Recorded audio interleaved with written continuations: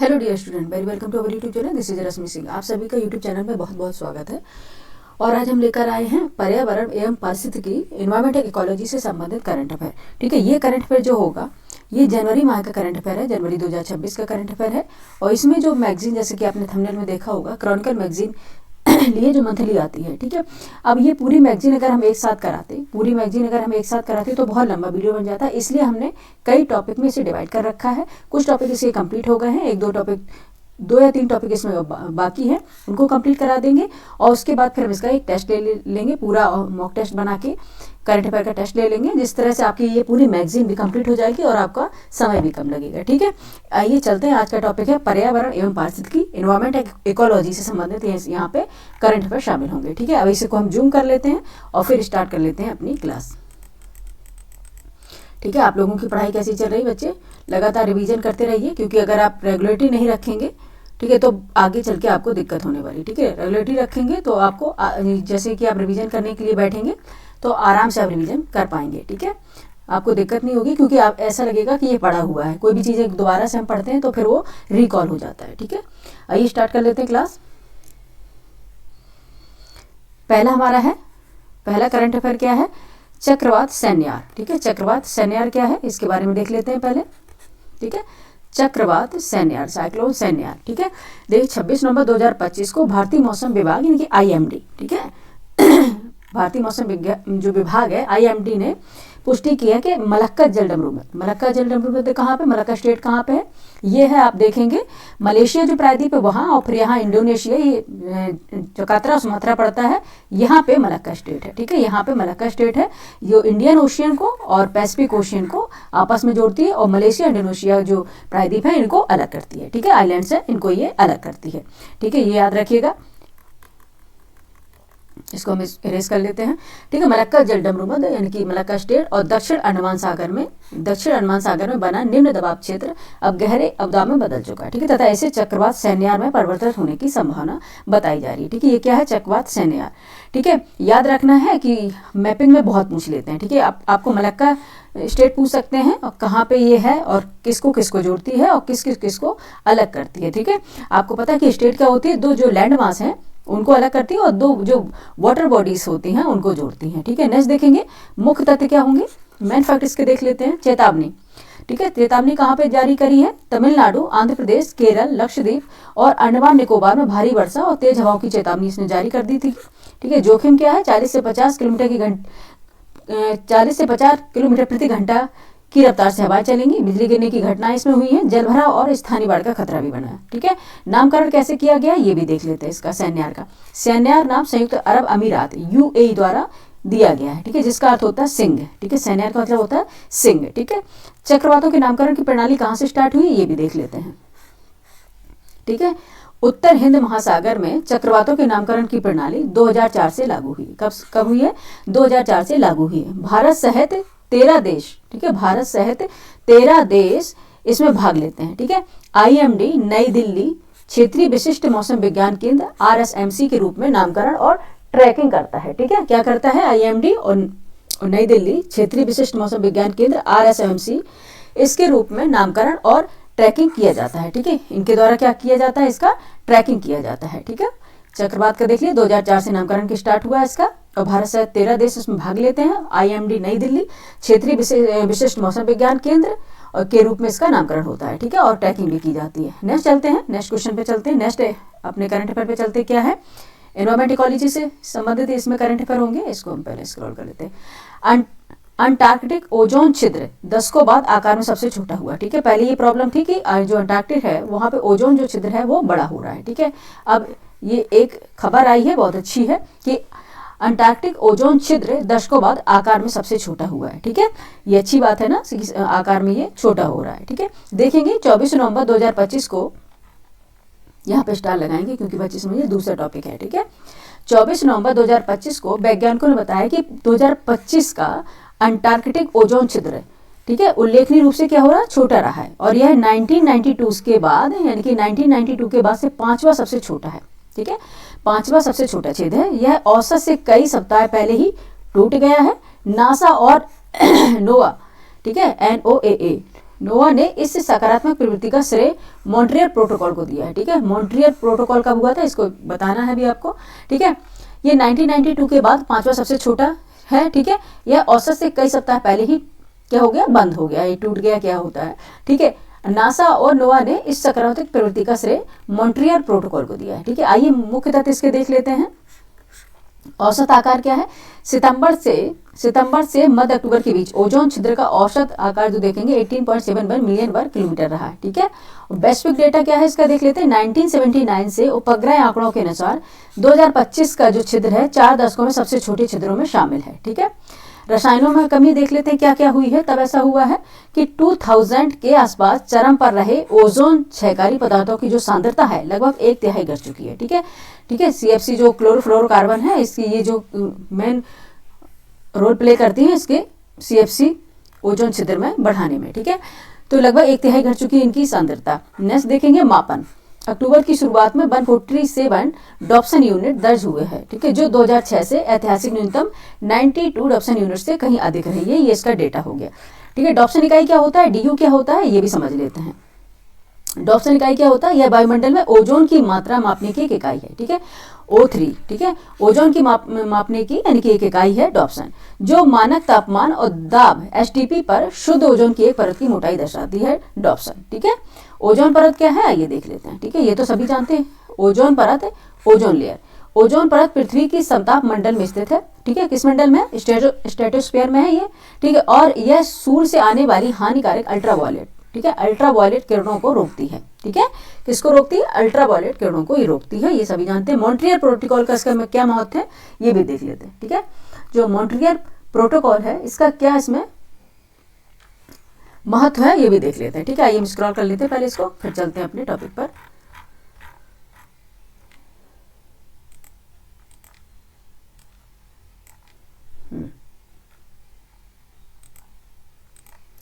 ठीक है, Montreal protocol है ये 1987 में ये संधि हुई थी। 1987 में एक वैश्विक संधि हुई थी, मॉन्ट्रियल जैसे प्रोटोकॉल कहते हैं, जिसने CFCs और हेलोन्स जैसे ओजोन क्षयकारी रसायनों को चरणबद्ध तरीके से समाप्त किया। ठीक है, इन्होंने क्या है, एक चरणबद्ध, फर्स्ट चरण, सेकंड चरण, इस तरह से चरणबद्ध तरीके से इन्होंने CFCs जो है क्लोरोफ्लोरोकार्बन्स और हेलोन्स जैसे ये ओजोन क्षयकारी जो रसायन हैं इनको चरणबद्ध तरीके से समाप्त करने की घोषणा की थी। और ये आया था 1987 में आया था मॉन्ट्रियल प्रोटोकॉल। ठीक है, इसने काफी रोल प्ले किया है जो अंटार्कटिका में जो ओजोन छिद्र है उसको छोटा होने में। ठीक है, नेक्स्ट देखेंगे। नेक्स्ट हमारा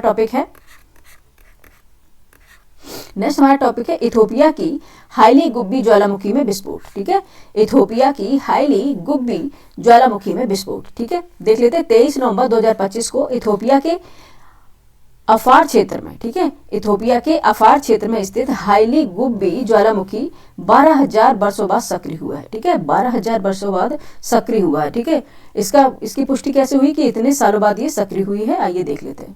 मुख्य फैक्ट क्या होते हैं इसके, मुख्य तथ्य देखते हैं। पहला विस्फोट 23 नवंबर 2025 को हुआ, होलोशीन काल में हुआ था। ये होलोशीन काल में कोई दर्ज गतिविधि नहीं, इसे अत्यंत दुर्लभ घटना माना गया है। ठीक है, ऐसे होलोशीन काल में इसका बताते हैं कि इसका निर्माण हुआ था और कोई, लेकिन इसका पुष्टि नहीं की जा सकती। ठीक है, पुष्टि नहीं हुई है। नेक्स्ट देख लेंगे, स्थान आदिस अबाबा से लगभग, ठीक है, एक मिनट बच्चे,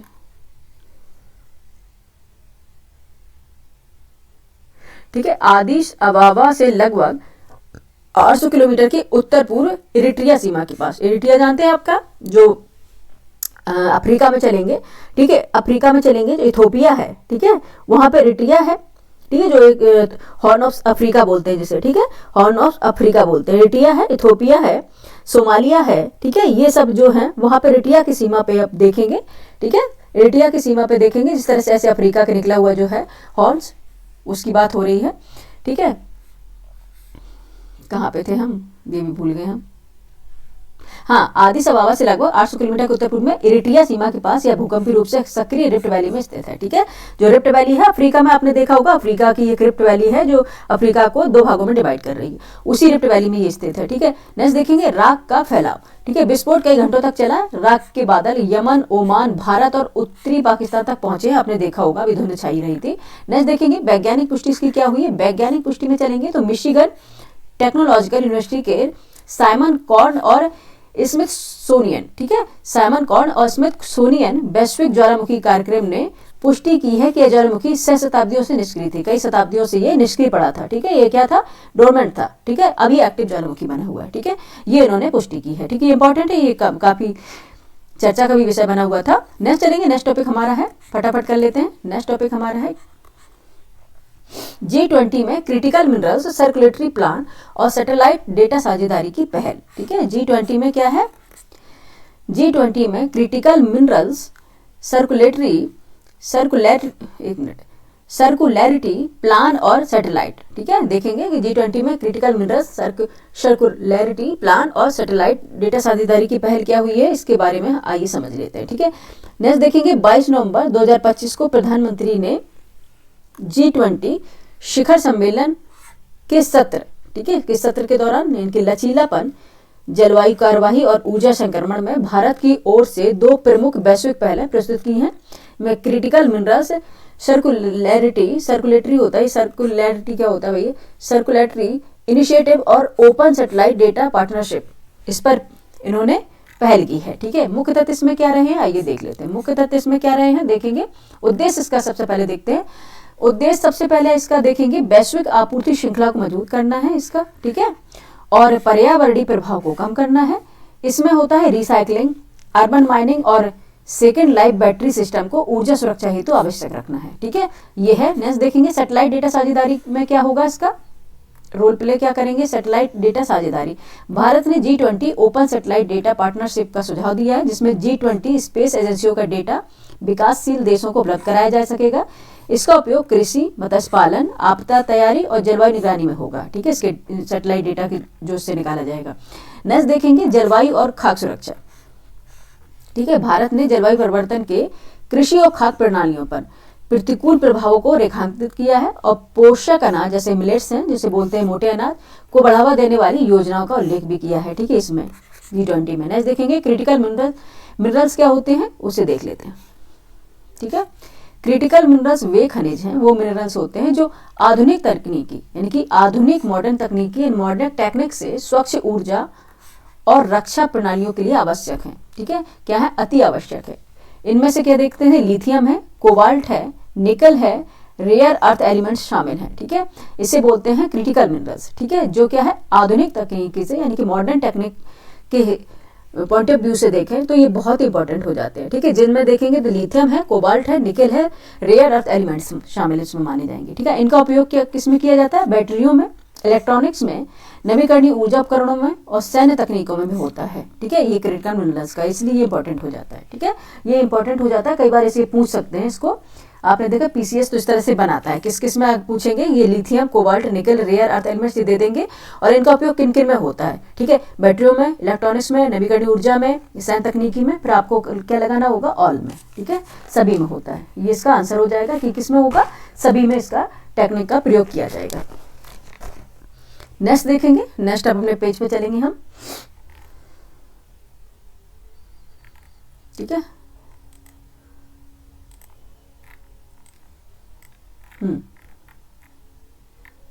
नेक्स्ट पेज आ गया हमारा ये,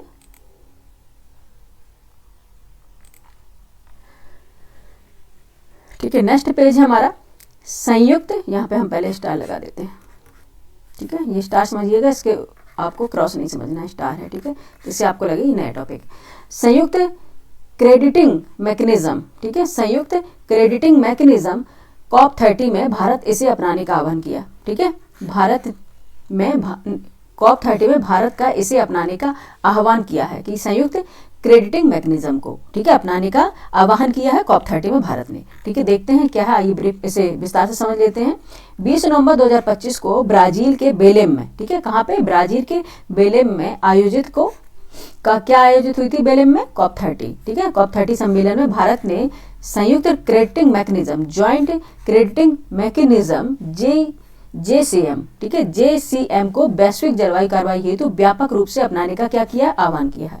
भारत ने क्या कहा है कि द्विपक्षीय मॉडल यानी पेरिस समझौते के बहुपक्षीय उद्देश्यों को सुदृढ़ कर सकते हैं ये, ठीक है, एक बार अच्छे से समझ लेते हैं, ठीक है। COP30 सम्मेलन जो हुआ था ये ब्राजील के बेलेम में हुआ था, जिसमें भारत ने संयुक्त crediting mechanism, joint crediting mechanism JCM को JCM को वैश्विक जलवायु कार्रवाई हेतु व्यापक रूप से अपनाने का आह्वान किया है। ठीक है, और इसके आगे देख लेते हैं मुख्य तथ्य क्या होगा। मुख्य तथ्य या मेन फैक्ट देख लेते हैं, प्रस्तुति देखते हैं क्या है। केंद्रीय पर्यावरण मंत्री भूपेंद्र यादव ने की है। इसे उत्सर्जन न्यून परियोजनाओं के संयुक्त विकास का प्रभावी तरीका बताया गया है, लेकिन किसने की है? पर्यावरण मंत्री भूपेंद्र यादव ने। ठीक है, लाभ क्या होगा इससे?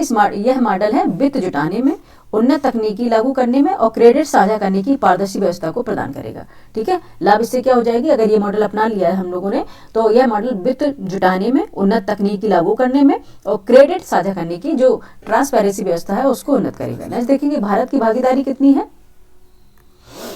जो भारत की भागीदारी है, जापान द्वारा शुरू किए गए इस मैकेनिज्म में 31 साझेदार देश शामिल है। ठीक है, 31 जो देश है साझेदार देश शामिल है। भारत ने 2025 में इसमें प्रवेश ले लिया है। ठीक है, नेक्स्ट देखेंगे ढांचा, इसका बेसिक स्ट्रक्चर क्या है।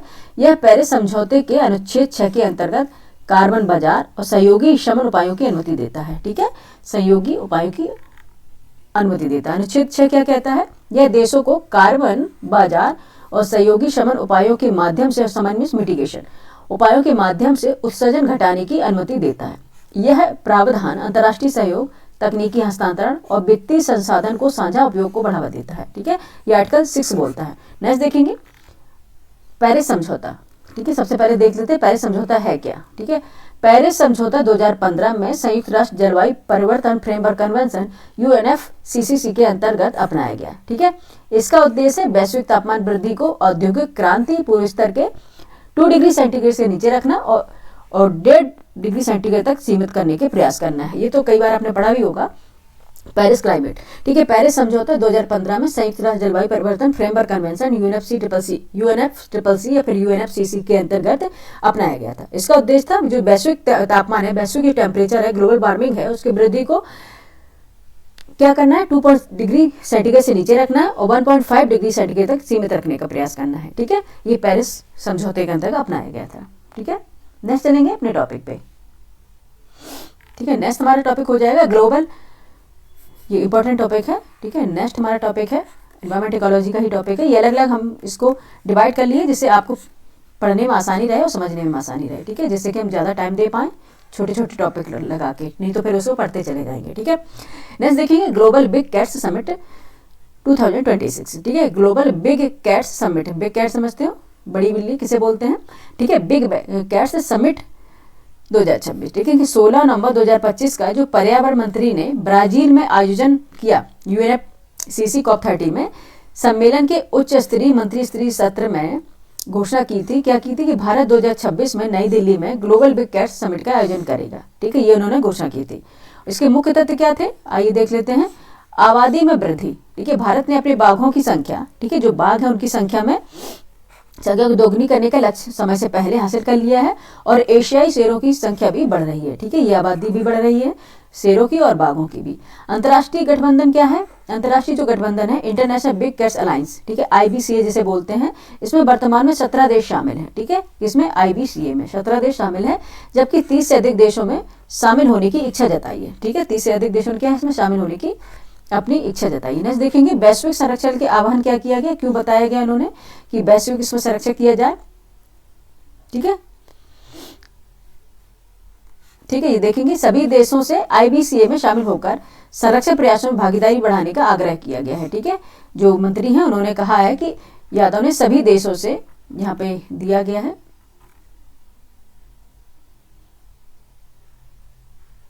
पर्यावरण मंत्री, ठीक है, पर्यावरण मंत्री है, उन्होंने कहा कि सभी देशों से IBCA में शामिल होकर संरक्षण प्रयासों में भागीदारी बढ़ाने का आग्रह किया। ठीक है, बिग कैट्स क्या होती है ये सभी जानते हैं। बिग कैट्स, बिग कैट शब्द का प्रयोग प्रमुख बड़ी बिल्ली प्रजातियों के जैसी जो जितनी स्पीसीज के अंतर्गत आएंगी, प्रजातियां आएंगी, जैसे बाघ इसी प्रजाति में आएगा बिग कैट्स में, शेर आएगा, तेंदुआ आएगा, हिम तेंदुआ आएगा, चीता और जगुआर। ठीक है, ये सभी बिग कैट्स में आते हैं। ठीक है, जिसे बड़ी बिल्ली बोलते हैं। ये शीर्ष शिकारी अपेक्स प्रेडेटर्स, ठीक है, अपेक्स प्रेडेटर्स हैं और पारिस्थितिकी तंत्र के स्वास्थ्य और संतुलन के लिए आवश्यक भी हैं। ठीक है, इसलिए इनकी संख्या बढ़ाने का इतना आह्वान किया जा रहा है। ठीक है, इतनी चिंता जताई जा रही है। ठीक है, सभी इसमें क्या है, ये की फैक्टर होते हैं, एक रोग जो इस क्लाइमेट को बनाने के लिए जरूरी है। ठीक है, तो इसमें क्या कौन कौन से आ जाते हैं, बाघ, शेर, तेंदुआ, हिम तेंदुआ, चीता और जगुआर। ठीक है, ये क्या है, अपेक्स प्रेडेटर्स हैं। ठीक है, जो पारिस्थितिकी तंत्र के स्वास्थ्य और संतुलन के लिए आवश्यक है। ठीक है, बिग कैट्स। नेक्स्ट चलेंगे, नेक्स्ट हमारा देखेंगे टॉपिक क्या होगा।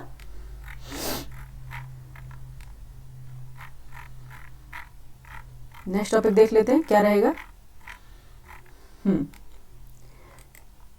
ज़्यादा लंबी क्लास हम लेते नहीं है, कुछ छोटे छोटे उसमें हमने इसको बांट रखा है। ठीक है, जिससे जल्दी से आपकी क्लास भी हो जाए और आपका समय भी बचे, जिससे और आप सब्जेक्ट पढ़ सकें। नेक्स्ट देखेंगे, पराली जलाने पर सुप्रीम कोर्ट की सख्ती। ठीक है, पराली जलाने पर सुप्रीम कोर्ट की सख्ती, क्या कहा है सुप्रीम कोर्ट ने, आइए देख लेते हैं। उच्चतम न्यायालय ने, लेकिन 11 नवंबर 2025 को सुप्रीम कोर्ट ने प्रमुख न्यायाधीश BR गवाई की अध्यक्षता वाली बेंच ने पंजाब और हरियाणा सरकारों को पराली जलाने की घटनाओं को रोकने के लिए उठाए गए कदमों की ताजा जानकारी देने का आदेश दिया है। मुख्य इसके तथ्य देख लेते हैं क्या है। मुख्य तथ्य उपग्रह निगरानी बचाव। ठीक है, क्या है, वरिष्ठ अधिवक्ता और अमिकस क्यूरी ने कोर्ट को सूचित किया कि किसान क्या करते हैं, उपग्रह से गुजरने का समय देखकर अपनी फसलों को जलाते हैं ताकि निगरानी से बचा जा सके। ठीक है, ये भी इन्होंने तोड़ निकाल लिया किसानों ने। नेक्स्ट देखेंगे, उपग्रह डेटा विवाद, क्या है, नासा के वैज्ञानिक द्वारा यूरोपीय और कोरियाई उपग्रहों के विश्लेषण से पता चला है कि स्टेबल जलाना कम नहीं हुआ है, यानी कि पराली जो जलाना है वो कम नहीं हुआ, और किसानों को उपग्रह के समय की जानकारी स्थानीय प्रशासन द्वारा दी जा रही है। ठीक है, क्योंकि उनको क्या पता चलेगा कि उपग्रह कब निकल रहा है और कब हम उसमें नहीं आएंगे उसके रडार में। नेक्स्ट देखेंगे, graded response action plan GRP। ठीक है, दिल्ली NCR क्षेत्र में प्रदूषण नियंत्रण के लिए GRP 4th स्तर लागू करने की वकालत की गई, जिसमें निर्माण गतिविधियों पर क्या कर दिया इन्होंने, पूर्ण रोक लगा दी। यानी जितने भी इंफ्रास्ट्रक्चर गतिविधियां हो रही हैं उन पर उन्होंने क्या लगा दिया है, रोक लगा दी है। ठीक है, प्रदूषण स्तर देख लेंगे क्या है। दिल्ली NCR में वायु गुणवत्ता सूचकांक AQI 400 से ऊपर पहुंच गया है। ठीक है, जो क्या है, खतरनाक स्तर को दर्शा रहा है। दिल्ली NCR में इतनी आपको पता है कि कितना AQI कितना आगे पहुंच चुका है। ठीक है, खतरनाक स्तर इनके 400 से ऊपर पहुंच गया है। ठीक है, आप जानते हैं 400 क्या होता है, अति खतरनाक स्तर पे बताता है। ठीक है, नेक्स्ट देखेंगे, नेक्स्ट हमारा टॉपिक आ जाएगा, नेक्स्ट हमारा करंट अफेयर रहेगा एनवायरमेंट इकोलॉजी का। ठीक है, पश्चिमी पर्यावरणीय अवधारणाएं संरक्षण में अपर्याप्त, सुप्रीम कोर्ट। ठीक है, पश्चिमी पर्यावरणीय अवधारणाएं संरक्षण में अपर्याप्त, सुप्रीम कोर्ट। सुप्रीम कोर्ट ने क्या कहा है कि जो पश्चिमी जो पर्यावरणीय अवधारणाएं हैं वो संरक्षण में अपर्याप्त है। ठीक है, ये सुप्रीम कोर्ट ने अपने डिसीजन में बताया है। ठीक है, देख लेते हैं 10 नवंबर 2025 को सुप्रीम कोर्ट ने न्यायाधीश PS नरसिम्हा ने जो पर्यावरणीय कानूनों में प्रयुक्त कुछ पश्चिमी मूल की जो अवधारणाएं हैं, जो पश्चिमी मूल की जो बातें हैं उन पर सवाल उठाए। उन्होंने कहा है कि ये जो कॉन्सेप्ट है, ये अवधारणाएं हैं, मानव केंद्रित हैं और संकटग्रस्त प्रजातियों की रक्षा के लिए पर्याप्त नहीं है। ठीक है, यह उन्होंने टिप्पणी दी है। ग्रेट इंडियन बस्टर्ड है और लेसर फ्लोरिकन के संरक्षण, यानी कि ग्रेट इंडियन बस्टर्ड तो आप जानते हैं राजस्थान में पाया जाता है, ग्रेट इंडियन बस्टर्ड और लेसर फ्लोरिकन के संरक्षण, ये सारे वर्ड है, पक्षी है, ये संबंधी याचिकाएं की सुनवाई के दौरान की है। मुख्य तथ्य इसका क्या रहा है ये देख लें, क्यों उन्होंने ये वर्डिक्ट दिया है। संरक्षण चुनौतियां, ठीक है, ग्रेट इंडियन बस्टर्ड का कैद में प्रजनन सफल, जबकि फ्लोरिकन में सफलता कम। ठीक है, ये ग्रेट इंडियन जो बस्टर्ड है इसको संरक्षण दिया तो इसका प्रजनन सही रहा, सफल रहा, लेकिन जो जबकि फ्लोरिकन में जो असफलता मिली कम रहा इसका उससे। ठीक है, ग्रेट इंडियन बस्टर्ड से कम रहा। ठीक है, न्यायाधीश का अपना खुद का विचार क्या है, न्यायाधीश का खुद का विचार नहीं, बहुत यानी कि पीठ बैठती है। ठीक है, तब जाके ये विचार सामने आता है, खुद के विचार यहाँ पे कोई मायने नहीं रखते। न्यायाधीश का विचार है अंतर पीढ़ीगत समानता जैसी अवधारणाएं धार्मिक बिब्लिकल आधार पर मनुष्यों को प्रकृति से ऊपर रखती है। ठीक है, ये विचार है उनका कि अंतर पीढ़ीगत समानता जैसी अवधारणा धार्मिक आधार पर मनुष्यों को प्रकृति से ऊपर रखती है। ठीक है, मनुष्यों को प्रकृति से ऊपर रखती है। ठीक है, ये बिल्कुल सही है। ठीक है, नेक्स्ट देखेंगे पर्यावरणीय दृष्टिकोण।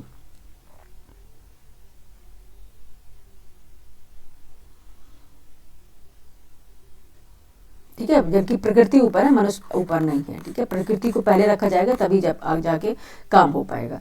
नेक्स्ट देखेंगे पर्यावरणीय दृष्टिकोण। सुप्रीम कोर्ट ने रेड सैंडर्स संरक्षण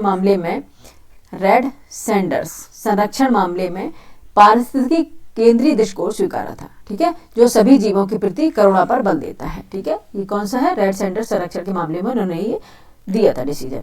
ठीक है, नेक्स्ट देखेंगे, नेक्स्ट हमारा टॉपिक है, यहाँ पे नया टॉपिक आ जाता है ये।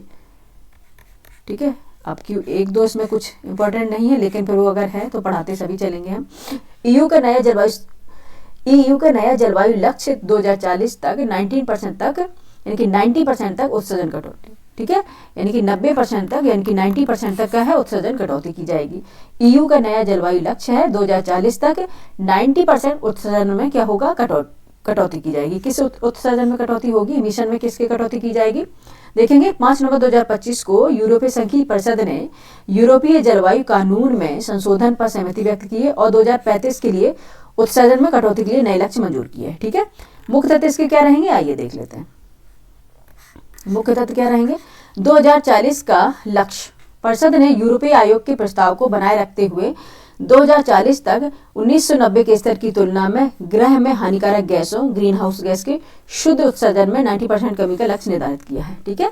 कितना किया है, 90% कमी का लक्ष्य निर्धारित किया है। 2040 का लक्ष्य है, परिषद ने यूरोपीय आयोग के प्रस्ताव को बनाए रखते हुए जो 2040 तक है 1990 के स्तर की तुलना में जो ग्रह में यानी कि प्लैनेट में जो हानिकारक गैसें हैं, जो ग्रीन हाउस गैस हैं, उनके जो उत्सर्जन में, इमिशन में 90% की कमी का लक्ष्य रखा गया है, ठीक है। कितना कमी का रखा गया है, 90% का कमी करने का लक्ष्य इन्होंने इसमें रखा है। नेक्स्ट देखेंगे, नेक्स्ट चलते अपने टॉपिक पर। अरे ये तो बहुत ब्लर आ गया, अरे हम तो स्कैन करते नहीं बच्चे, ये स्कैन जिसने किया है ब्लर कर दिया है बहुत ज़्यादा, ठीक है। अब इसको हमें पढ़ना पड़ेगा और उससे बोलना पड़ेगा, भाई देख करो, बहुत ब्लर किए हो। नेक्स्ट देखेंगे 2030 का लक्ष्य क्या है, ठीक है। 2030 का लक्ष्य क्या है, 2030 का लक्ष्य यूरोपीय जलवायु कानून के तहत 2030 तक 1990 की तुलना में कम से कम 55% की कटौती बाध्यकारी होगी, ठीक है, बाध्यकारी की जाएगी। मूल्यांकन तंत्र क्या होगा, 2 साल पर यह आकलन होगा कि मध्यवर्ती जलवायु लक्ष्यों की ओर कितना प्रगति हुई है, ये देखना है। राष्ट्रीय योगदान कितना रहेगा, परिषद ने यूरोपीय संघ तथा सदस्य राज्यों का संशोधित राष्ट्रीय निर्धारित योगदान एनडीसी भी मंजूर किया है, जिसे ब्राजील में COP30 सम्मेलन से पहले प्रस्तुत किया जाएगा, ठीक है। कानूनी प्रक्रिया क्या होगी, यह संशोधित जलवायु दस्तावेज यूरोपीय संसद के साथ आगे की बातचीत के लिए परिषद की पोजीशन को साफ करता है और आयोग के प्रस्ताव में जो लचीलापन है वो भी शामिल करता है, ठीक है। कानूनी प्रक्रिया ये रहेगी, ठीक है। यह संशोधित जलवायु दस्तावेज यूरोपीय संसद के साथ आगे की बातचीत के लिए परिषद को पोजीशन साफ करता है और आयोग को प्रस्ताव में लचीलापन भी शामिल करेगा, ठीक है। यूरोपीय जलवायु कानून क्या है, आइए देख लेते हैं। यूरोपीय जलवायु कानून 2021 यह कानून में अपनाया गया था,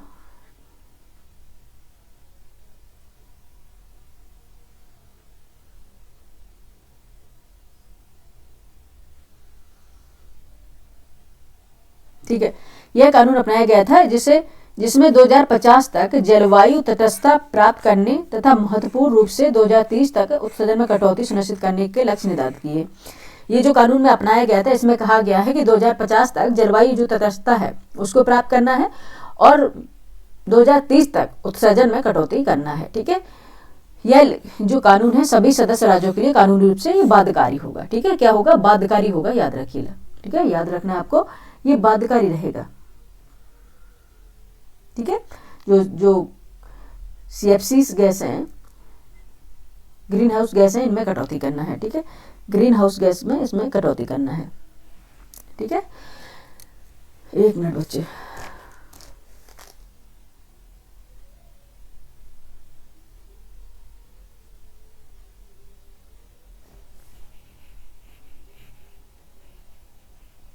ठीक है।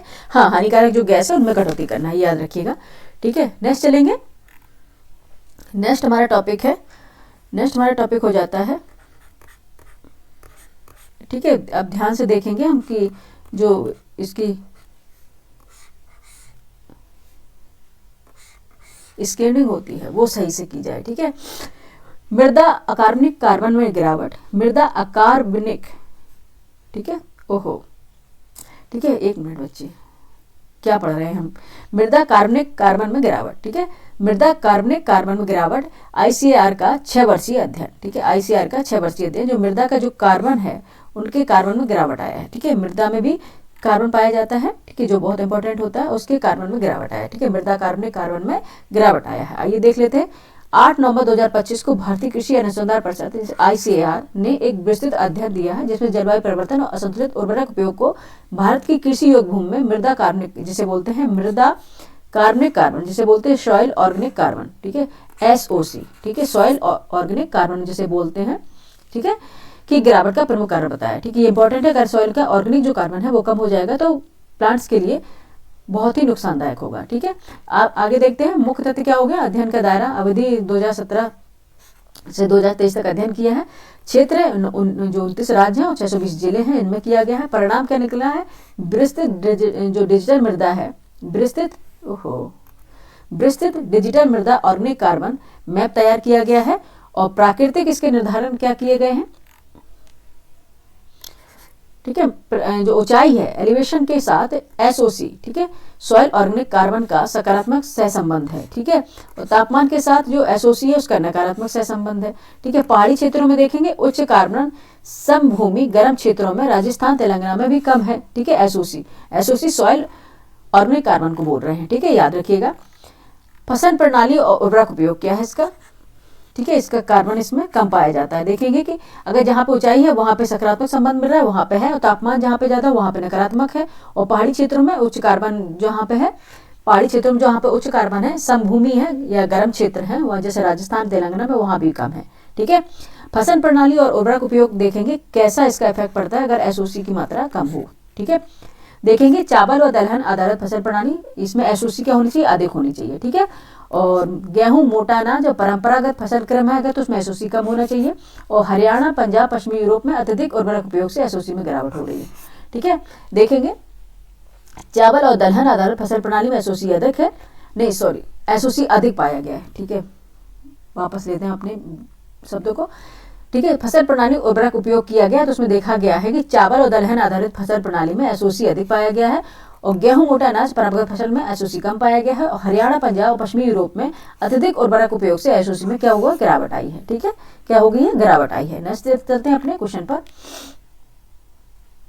ठीक है, नेक्स्ट है मृदा कार्बनिक कार्बन। ये क्या होता है ये समझ लेते हैं। ठीक है, मृदा कार्बनिक कार्बन क्या होता है इसके बारे में समझ लेते हैं। SOC, ठीक है,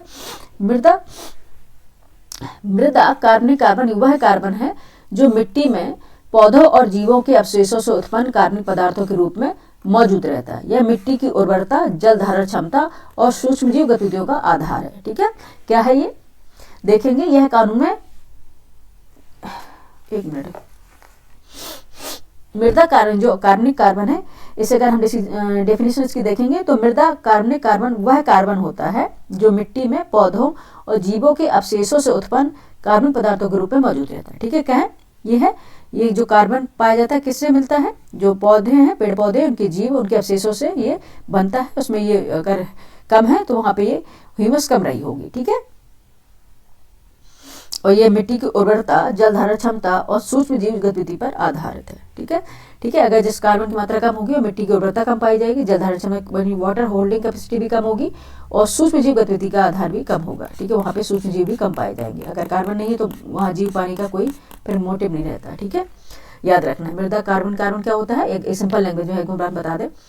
मृदा कार्बनिक कार्बन वह कार्बन है जो मिट्टी में जो पौधे होते हैं और जीव होते हैं, जब वो सड़ जाते हैं, डेथ हो जाते हैं, मर जाते हैं, उसमें अवशेष में मिल जाते हैं, उनके जो सड़ने से, गलने से जो कार्बन बनता है उसे बोलते हैं मृदा कार्बनिक कार्बन। ठीक है, यह मिट्टी में उर्वरक जो मिट्टी की है फर्टिलाइजेशन को बढ़ाता है और वाटर होल्डिंग कैपेसिटी को भी बढ़ाता है और जो माइक्रो ऑर्गेनिज्म होते हैं, छोटे छोटे जीव होते हैं मिट्टी में रहने वाले, उनको भी बढ़ाता है। ठीक है, याद रखिएगा।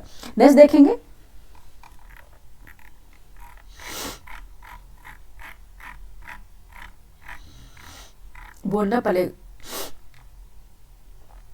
बोलना पड़ेगा कि बहुत ही ब्लर आ गया है भाई, कि पढ़ने में भी नहीं आ रहा, हमें नहीं पढ़ने नहीं आ रहा, बच्चे को क्या ही आएगा समझ में। आज हम उनको बताएंगे।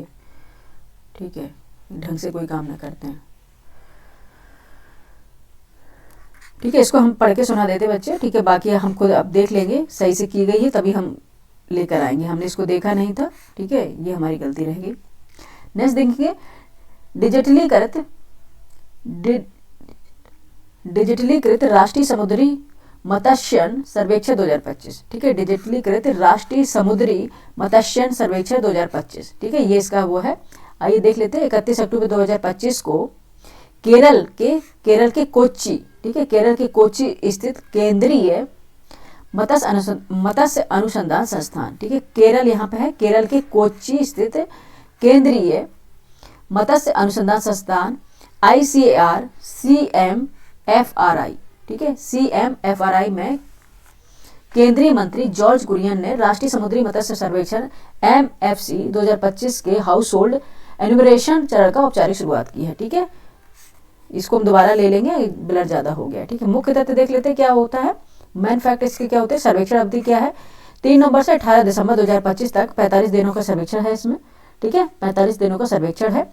क्षेत्रीय कवरेज क्या है, 9 तटीय राज्यों और 4 केंद्र शासित प्रदेशों से लगभग 9 तटीय राज्यों और 4 केंद्र शासित प्रदेशों के लगभग 1.2 मिलियन मत्स्य परिवार इसमें शामिल की जाएंगी।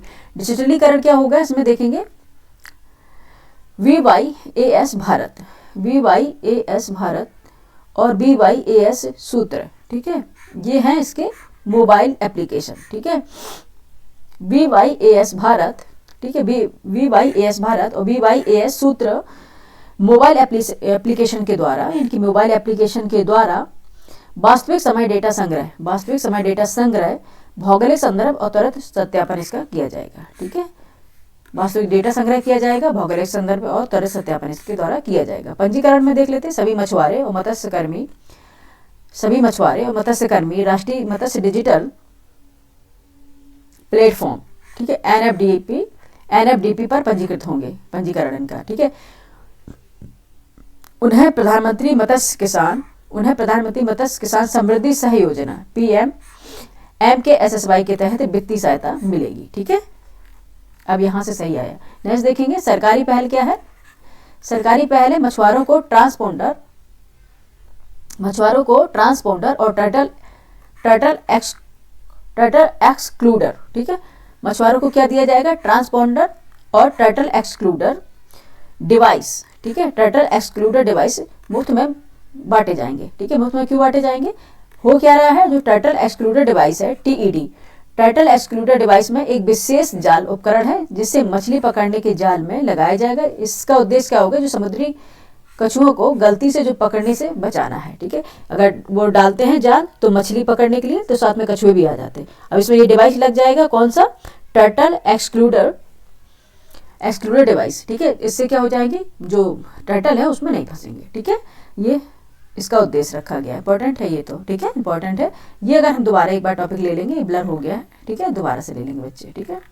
देखा नहीं था मैंने पढ़ाने से पहले, अब मैं खुद जांच लूंगी उसके बाद ही पढ़ूंगी, ठीक है। नेक्स्ट देखेंगे, नेक्स्ट जो हमारा टॉपिक है,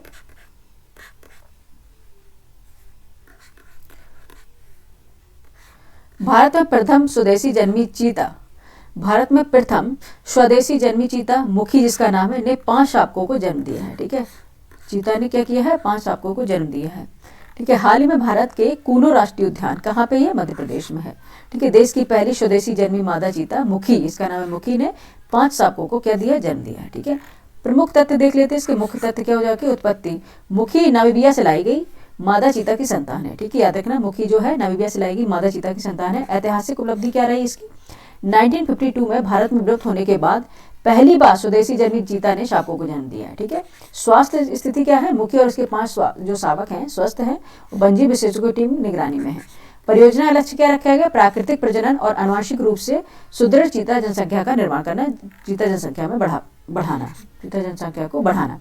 विलुप्त देखेंगे, भारत में जो चीते 1952 में विलुप्त हो गए थे, ठीक है। सितंबर 2022 में नामीबिया से पहले चीते लाए गए। दूसरी पीढ़ी का प्रजनन दीर्घकालीन स्थिरता का मानक माना गया है, ठीक है। नेक्स्ट देखेंगे, चीता जो है कार्यक्रम, उसको समझ लेते हैं। चीता पुनर्प्रवेश कार्यक्रम, ठीक है, चीता पुनर्प्रवेश कार्यक्रम क्या है, प्रोजेक्ट चीता है, भारत सरकार की पहल है, ठीक है, जिसका उद्देश्य विलुप्त हो गए जो चीते थे, एशियाई चीते थे, उन्हें पुनः भारतीय परिस्थिति में स्थापित करना, ठीक है। यह परियोजना 2022 में नामीबिया और दक्षिण अफ्रीका से लाए गए चीतों से आरंभ हुई थी, ठीक है। नामीबिया और दक्षिण अफ्रीका से लाए गए चीतों से आरंभ हुई थी। इसका प्रमुख लक्ष्य क्या है, एक स्वाभाविक रूप से प्रजनन करने वाली, आनुवंशिक रूप से विविध और स्थायी चीता जनसंख्या का निर्माण करना है, ठीक है। ये इसका प्रमुख लक्ष्य है, ठीक है, ये इसका क्या है, प्रमुख लक्ष्य। थोड़ा ब्लर हो गया था एक बीच में बच्चे, अब आगे पढ़ाने से पहले हम उसको खुद से रीचेक कर लेंगे। ठीक है, ये क्लास आपको कैसी लगी जरूर बताएं, और बहुत इंपॉर्टेंट क्लास थी। टॉपिक वाइज हमने इसको छोटे छोटे टॉपिक में डिवाइड कर रखा है, जिससे आपको समझने में आसानी रहे। ठीक है, ये क्लास आपको कैसी लगी जरूर बताएं, लाइक करें, सब्सक्राइब करें, शेयर करें, और बताएं ये क्लास आपको कैसी लगी। और मिलते हैं अपने नेक्स्ट क्लास में नेक्स्ट टॉपिक के साथ। ठीक है, आप लोग पढ़ते रहें, रिविजन करते रहें। Thank you for watching.